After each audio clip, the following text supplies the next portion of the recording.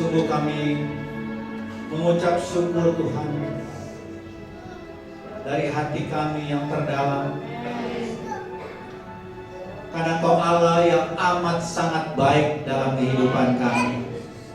Besar anugerah-Mu, kasih setia-Mu tidak pernah meninggalkan kami.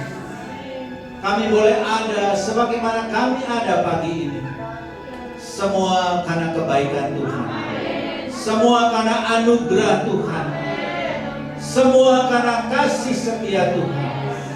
Terima kasih Bapak, terima kasih.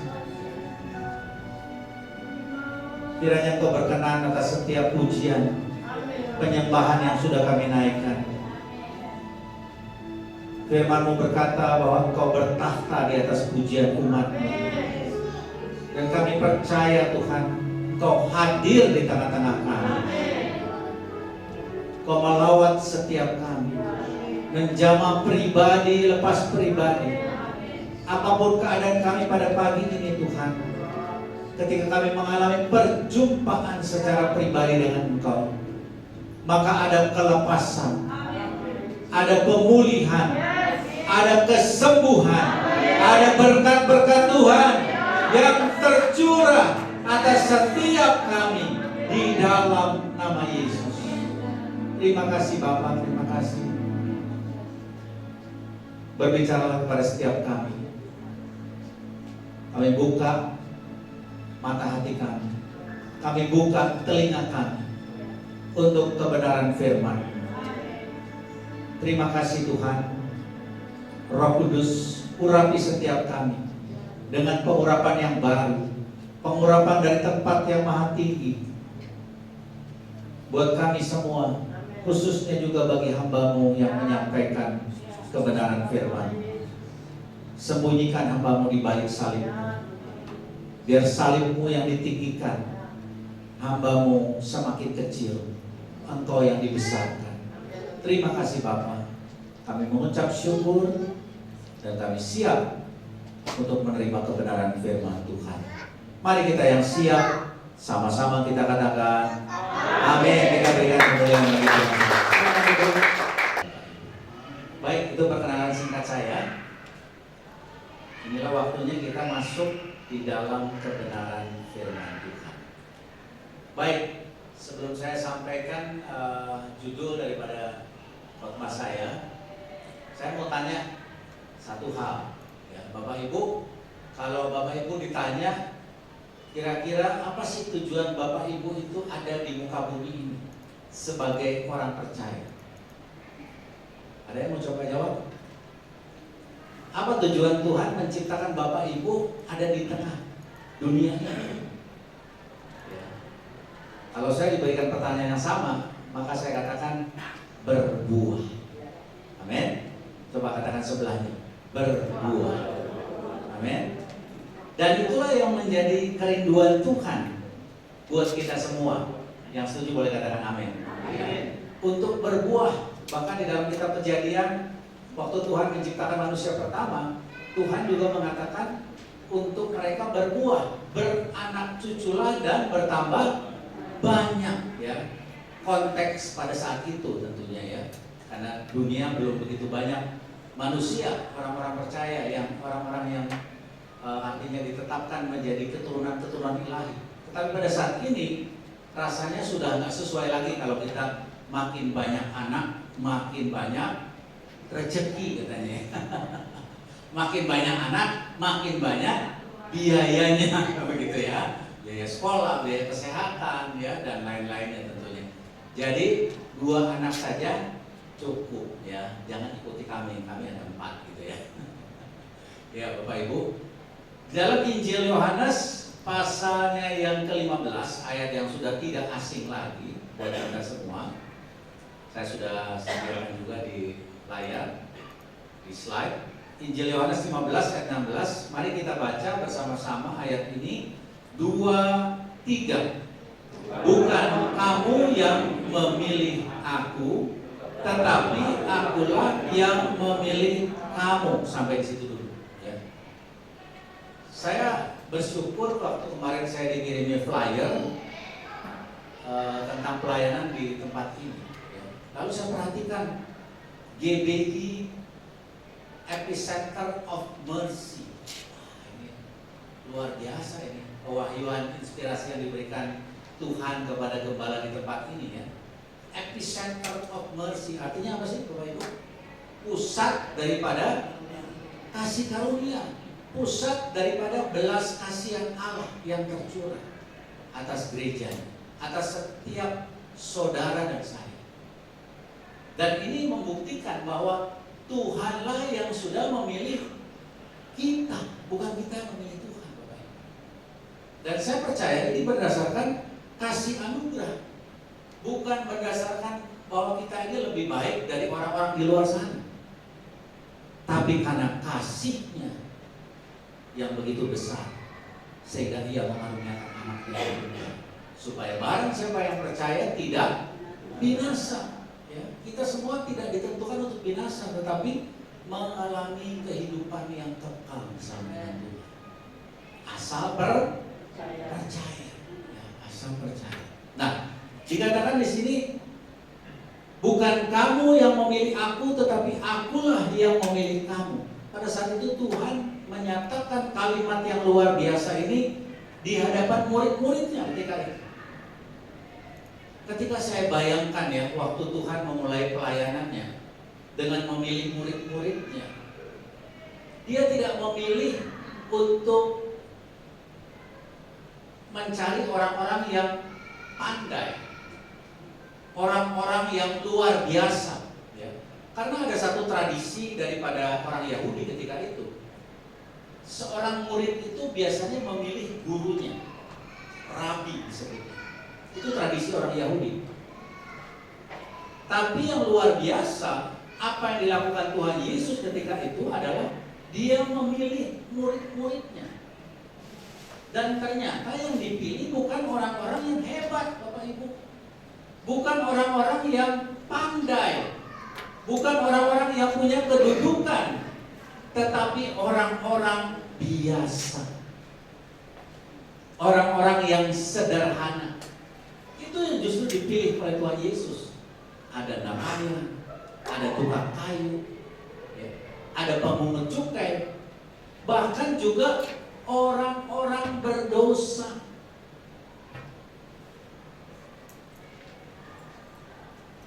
Kita semua adalah orang berdosa. Siapa yang setuju boleh katakan amin. Tapi Tuhan memilih kita. Pilihan kita bisa salah, betul Bapak Ibu? Keputusan-keputusan yang kita buat bisa salah. Tapi pertanyaan berikutnya, apakah Tuhan bisa salah di dalam membuat keputusan? Tidak. Apakah Tuhan bisa salah di dalam memilih? Tidak, Bapak Ibu. Dan ini merupakan sebuah anugerah yang kita terima. Bagaimana Tuhan itu sudah memilih kita. Bahkan di dalam kalimat berikutnya, masih di dalam ayat yang sama, dikatakan di situ, dan aku telah apa? Menetapkan kamu supaya kamu pergi dan menghasilkan apa? Buah. Dan buahmu itu tetap, supaya apa yang kamu minta kepada Bapa dalam namaku diberikannya kepadamu. Berapa banyak di sini yang rindu setiap doa-doa kita itu dikabulkan oleh Tuhan? Amin. Dijawab oleh Tuhan. Nah, syaratnya adalah ternyata ketika kita menerima atau menyambut pilihan Tuhan dalam hidup kita, dan Dia menetapkan kita untuk pergi dan menghasilkan buah, itulah syarat supaya doa-doa kita dijawab, dikabulkan. Yang setuju dengan saya boleh katakan amin. Amin. Nah, kalau kita uraikan sedikit dari kata-kata yang tercantum dalam ayat yang baru saja kita baca, itu ada beberapa kata penting Bapak Ibu. Yang pertama adalah memilih. Lalu yang kedua apa? Menetapkan. Lalu yang ketiga, pergi, dan keempat, menghasilkan buah. menghasilkan buah. Mari kita lihat satu persatu kata-kata tadi. Di dalam Roma 8 ayat 29 dikatakan di sini, sebab semua orang yang dipilihnya dari semula, mereka juga apa? Ditentukan dari semula untuk menjadi serupa dengan gambaran anaknya, supaya ia, Kristus, anaknya itu, menjadi yang sulung di antara banyak saudara.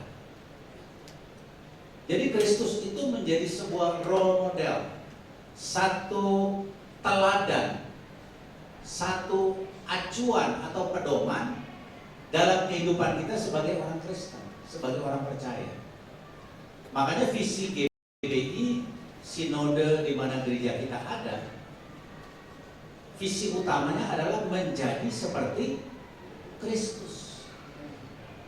Nah, visi itu terus diturunkan kepada gereja-gereja yang ada sampai gereja-gereja lokal. Tempat di mana kita berjemaat, tempat di mana kita melayani. Itu menjadi visi utama daripada gereja, untuk menjadi serupa dengan Kristus. Jadi kita dipilih untuk apa? Menjadi serupa dengan Kristus. Gampang nggak Bapak Ibu? Ada yang bilang gampang-gampang susah. Ada juga yang bilang susah-susah gampang. Bapak Ibu pilih yang mana? Pilih yang banyakkan gampangnya, gampang-gampang susah gitu ya. Jangan susah-susah gampang ya. Tapi kabar baiknya ada Roh Kudus di dalam setiap kita. Roh Kudus itu yang akan menolong kita, memampukan kita, asal kita mau taat dan setia melakukan apa yang Roh Kudus minta untuk kita lakukan. Amin. Artinya kita harus siap memasuki sebuah proses, Bapak Ibu. Berapa banyak di sini yang setuju bahwa kehidupan itu adalah sebuah proses? Amin. Kehidupan adalah sebuah proses ya. Sejak kita dilahirkan, kita menjadi seorang anak kecil, kita bertumbuh menjadi remaja, menjadi pemuda, bahkan menjadi dewasa, dan juga menjadi opa-oma. Itu bicara tentang proses. Proses yang dilewati. Bahkan ketika kita sekolah pun kita mulai kan dari taman kanak-kanak. Kalau sekarang ada playgroup gitu ya, kelompok bermain, ada taman kanak-kanak, ada SD, SMP, SMA dan selanjutnya. Semuanya bicara tentang proses.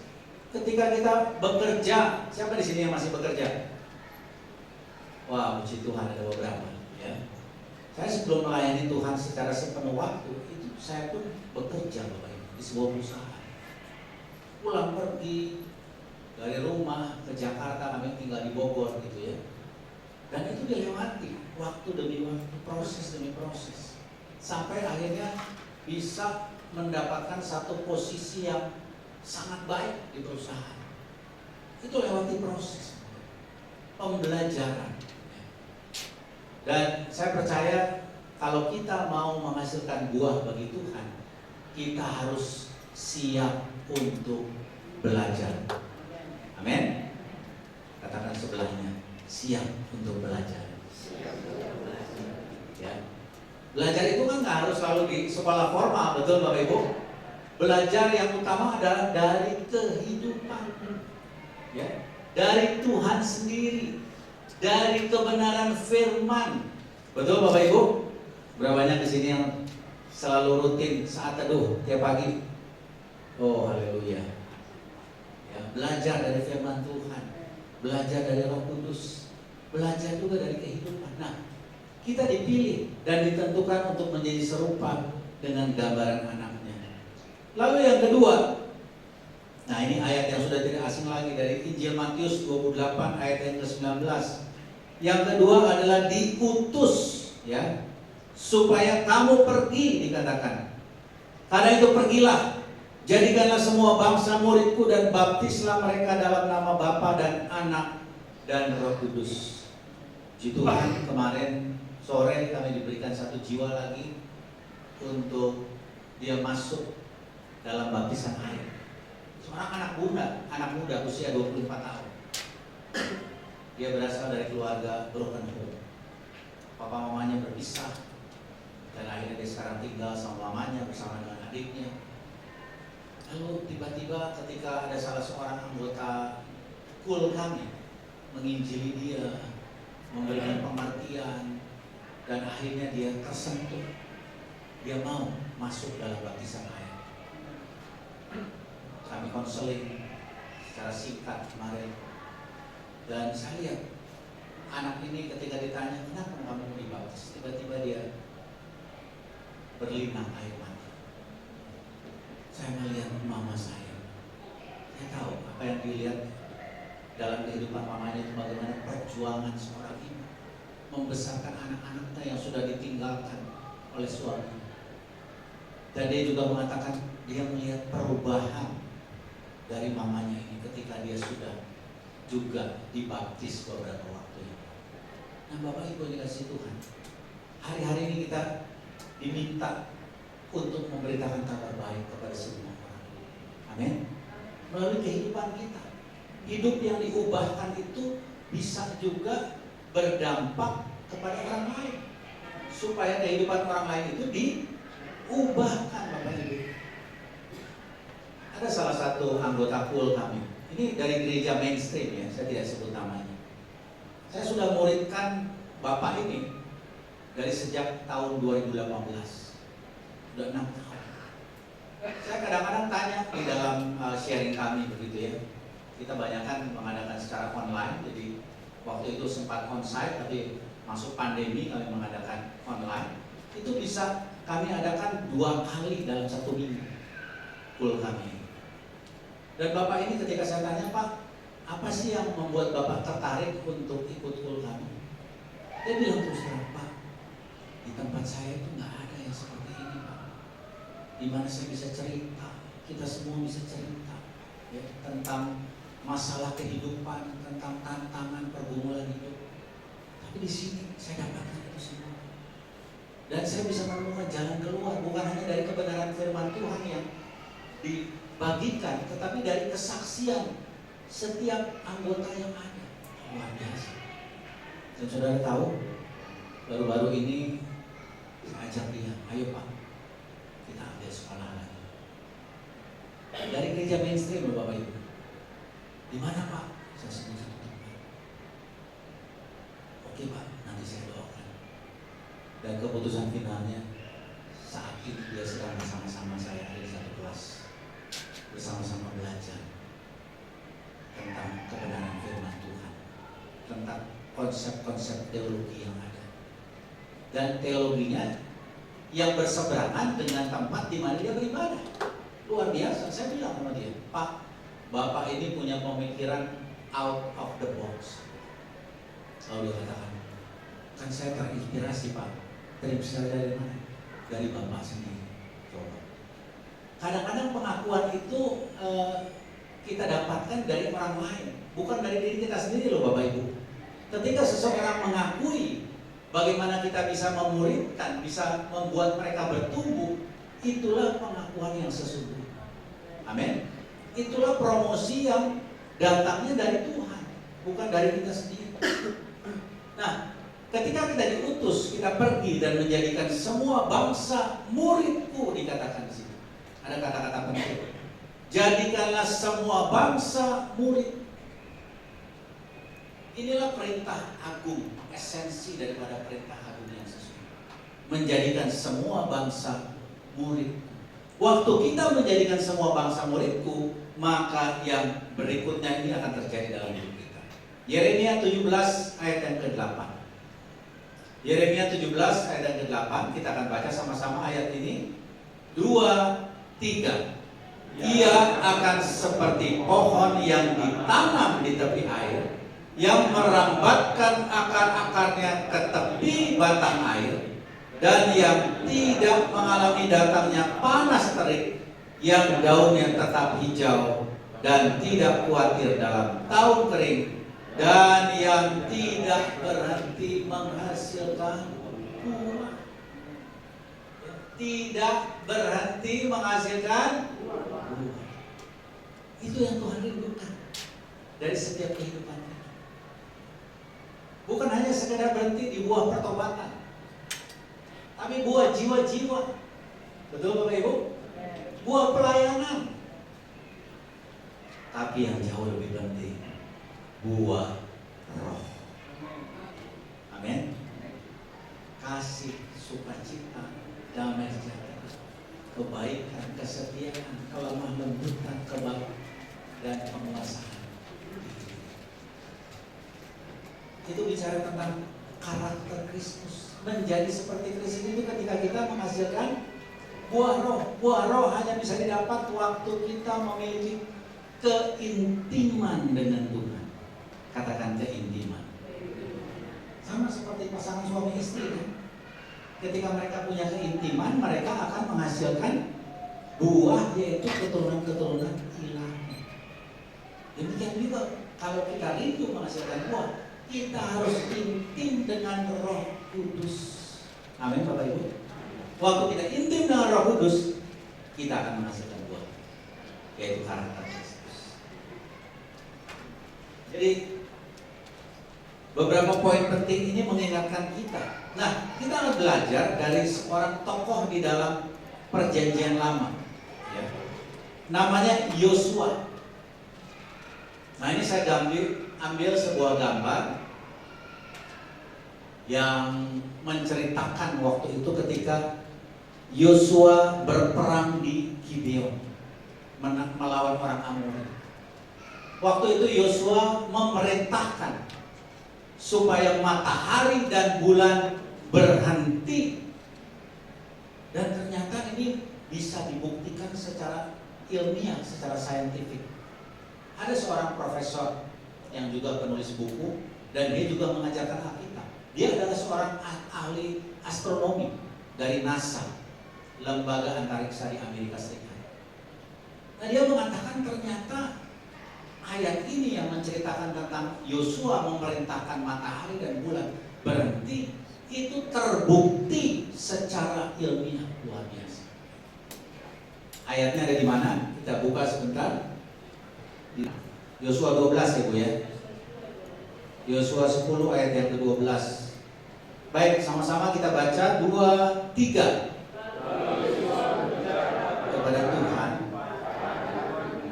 menyerahkan orang Amori itu kepada orang Israel. Ia berkata di hadapan orang Israel, matahari berhentilah di atas Gibeon dan kau bulan di atas lembah Ayalon. Ayat yang berikutnya kita lompat langsung. 2, 3.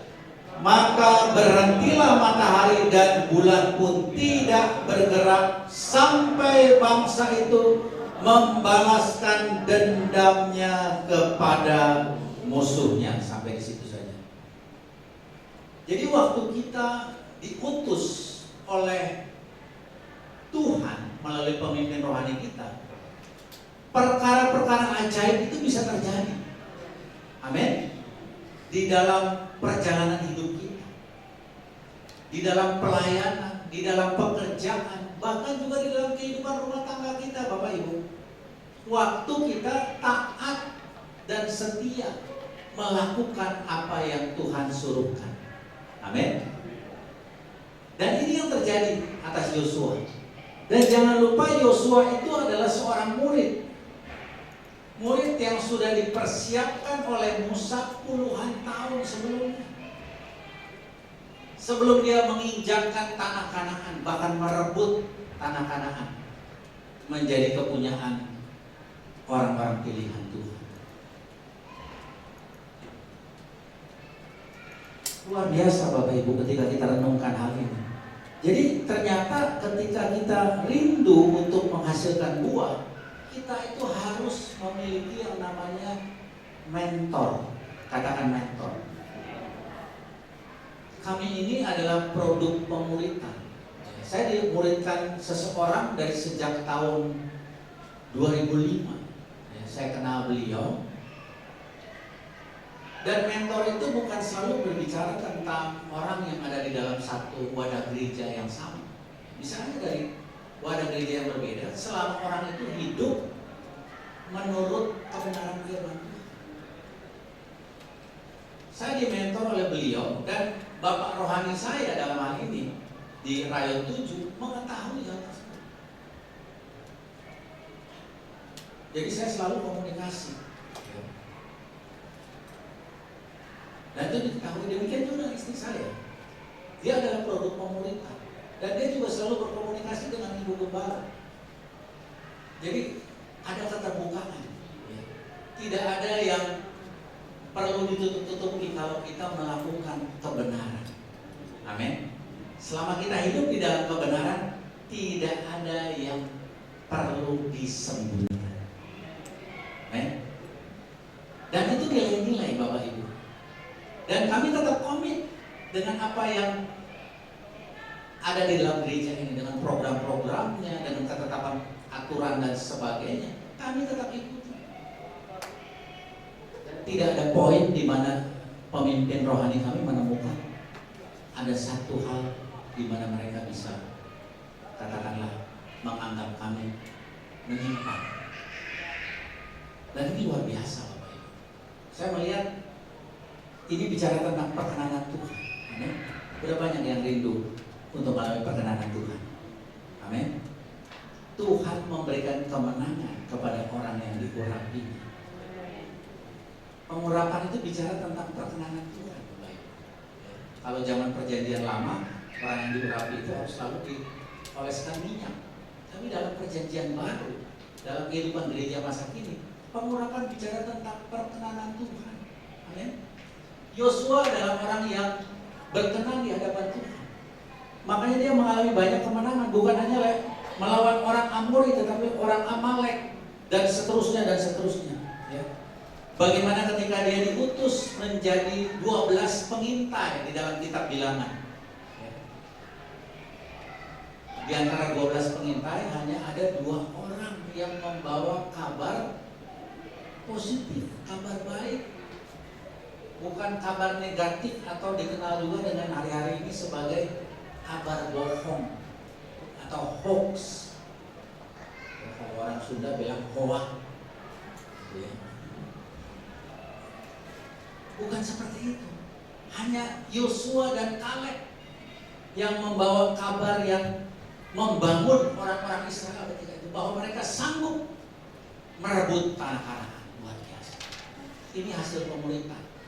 Amin. Orang-orang dimuridkan oleh seorang mentor, seorang pemimpin besar seperti Musa, menghasilkan orang-orang yang besar juga. Katakan amin. Merebut Yeriko. Nah, saudara tahu apa yang menjadi akhir daripada hidup Yosua? Kita lihat di dalam Yosua 24 ayatnya yang ke-29. Yosua pasal yang ke-24 ayatnya yang ke-29. Dan sesudah peristiwa-peristiwa ini, maka matilah Yosua bin Nun, hamba Tuhan itu ketika berumur berapa? 110 tahun. Ada seorang sejarawan orang Yahudi bernama Flavius Josephus mencatat bahwa Yosua itu mati 20 tahun setelah dia memasuki dan merebut tanah Kanaan. Jadi kalau 110 Yosua mati, Yosefus mencatat bahwa 20 tahun dia memasuki tanah Kanaan. Jadi waktu Yosua masuk tanah Kanaan usianya berapa?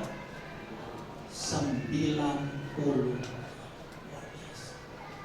Ini orang yang berbuah Bapak Ibu. Orang yang sangat produktif sampai di akhir hidup. Di sini ada yang usianya 70.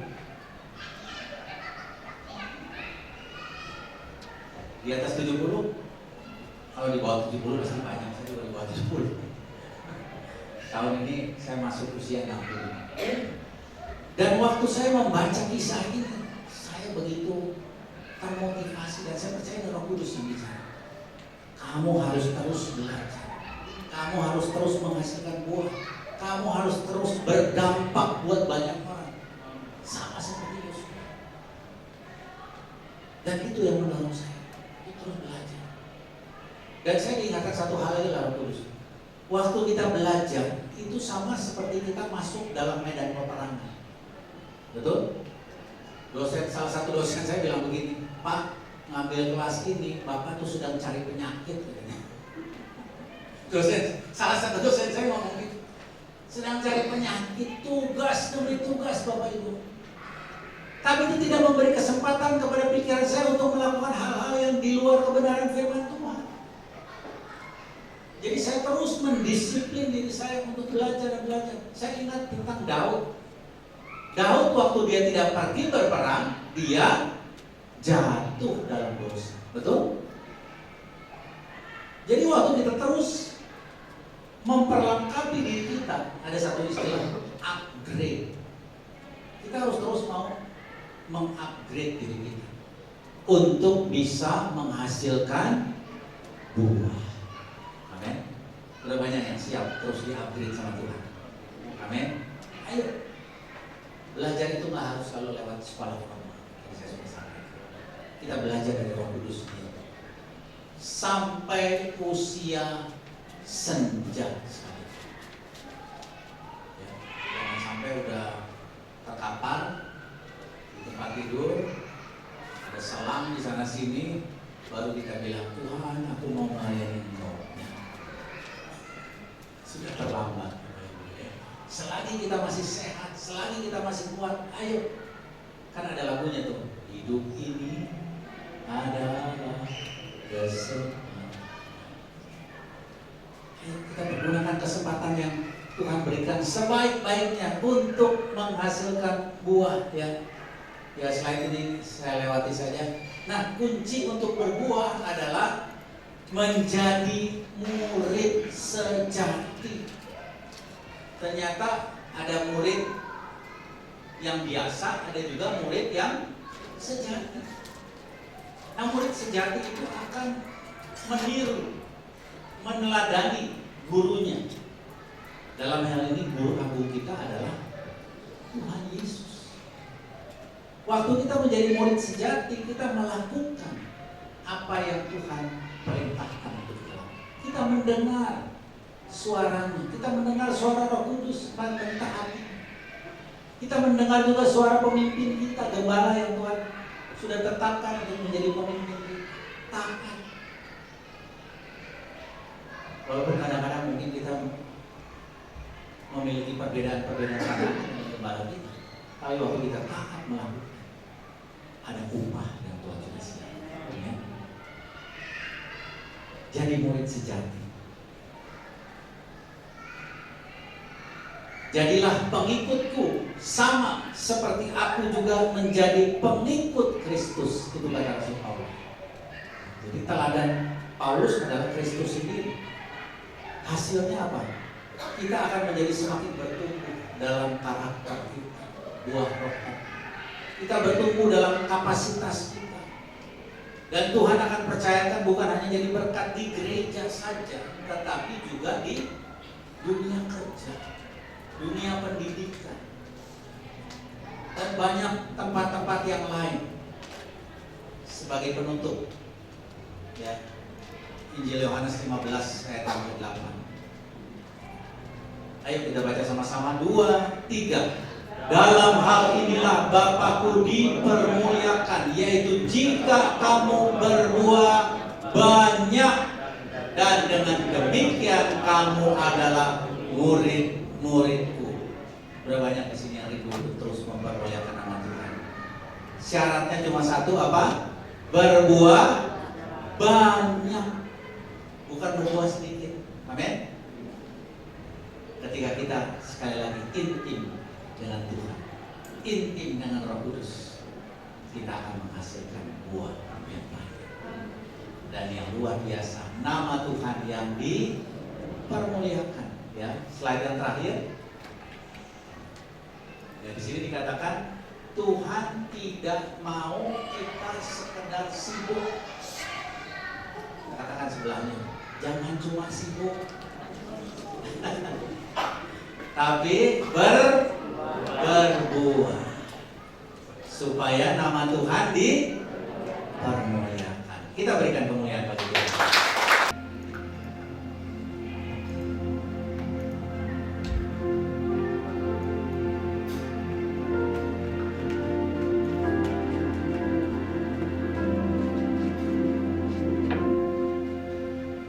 Tuhan, ku mau menyenangkan-Mu. Tuhan, bentuklah hati ini jadi bejana untuk hormat-Mu.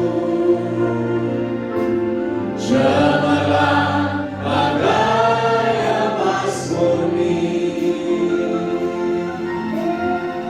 Tuhan, ku serahkan hidupku,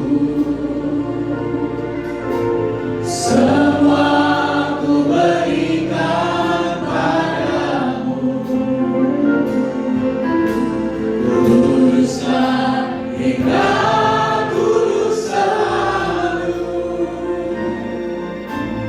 agar aku menyenangkan-Mu. Katakan menyenangkan-Mu.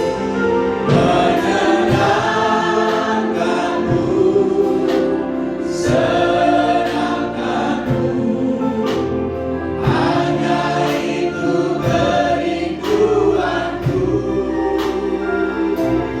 Menyenangkan-Mu, senangkan hatimu, hanya itu kerinduanku. Katakan sekali lagi, menyenangkan-Mu. Menyenangkan-Mu, senangkan-Mu, hanya itu kerinduanku.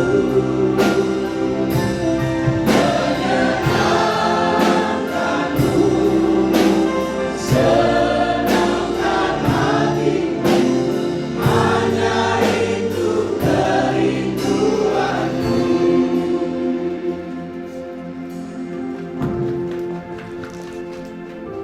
Biarlah pujian ini Tuhan menjadi sebuah kerinduan dari setiap kami. Bahkan dari kerinduan bertumbuh menjadi sebuah komitmen untuk kami terus menyenangkan hati Tuhan. Kami tahu Tuhan, hati-Mu disenangkan waktu kami berbuah banyak, waktu kami menjadi murid yang sejati. Terima kasih Tuhan untuk kebenaran firman yang mengingatkan kami semua pada pagi hari ini, bahwa kami harus berbuah bagi kemuliaan nama Tuhan. Roh Kudus, tolong kami, mampukan kami untuk kami boleh menghasilkan buah-buah bagi kemuliaan nama Tuhan. Bahkan kami siap untuk dibersihkan supaya kami lebih lagi banyak berbuah. Lewati proses, lewati pergumulan, lewati masalah, itulah proses kami Tuhan, untuk kami terus menghasilkan buah yang banyak. Berkati umat-Mu di tempat ini, apapun pergumulan yang sedang mereka hadapi, biarlah Tuhan Engkau yang terus menolong mereka, Engkau yang terus membuka jalan, Engkau yang terus mengadakan mujizat di dalam kehidupan mereka, sehingga mereka boleh melihat bahwa Engkau Allah yang ajaib, Allah yang besar, Allah yang tidak pernah meninggalkan anak-anak. Terima kasih Tuhan. Berkati gereja-Mu di tempat ini, berkati hamba-Mu Tuhan, bahwa Pendeta Abraham Sugio beserta dengan Ibu, kami percaya pengurapan Tuhan senantiasa turun atas hamba-hamba-Mu ini. Berkati penggembalaannya, berkati jemaat Tuhan yang digembalakan, untuk mereka terus semakin hari semakin berakar di dalam Engkau, bertumbuh bahkan berbuah bagi kemuliaan nama Tuhan. Berkati keluarga mereka, perlindungan Tuhan sempurna. Terima kasih Bapa, kami mengucap syukur dan kami alaskan setiap doa kami hanya di dalam nama Tuhan Yesus. Haleluya, sama-sama kita katakan amin. Tuhan memberkati.